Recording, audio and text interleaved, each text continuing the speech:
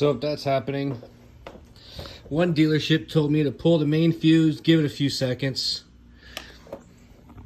put it back in, hold down the mode switch, flip the start switch, and then you can cycle through the different ECM, speedometer, ABS, other stuff, and clear out any codes, and then that'll get the bike running.